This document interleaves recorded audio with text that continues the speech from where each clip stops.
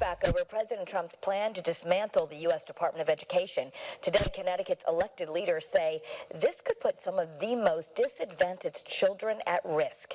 Your chief political reporter, Susan Raff, is now live at the State Office building in Hartford, where they are promising quite a fight. Susan?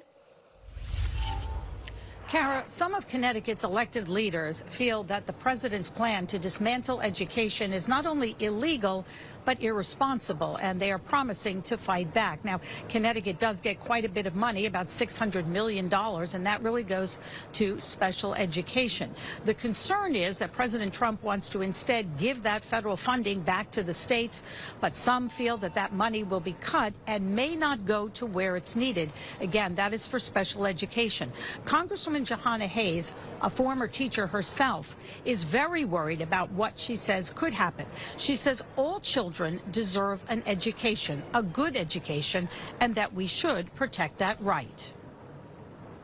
A parent's one responsibility is their child.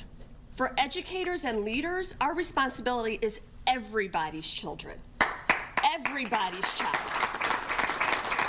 So I am not going to sit by and let us go back to a time where special education students were placed in the basement and not allowed to be educated alongside their non-disabled peers.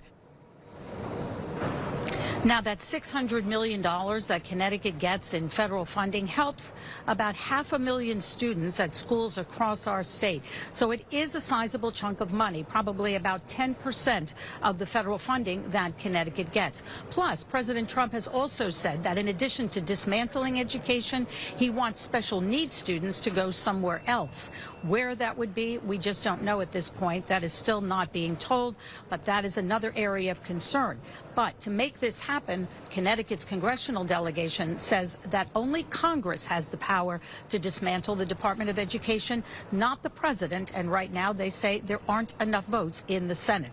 Now, coming up on Eyewitness News at 5, we will have Republican reaction, plus a woman from Farmington whose granddaughter has developmental disabilities. She is very concerned about what she fears could happen.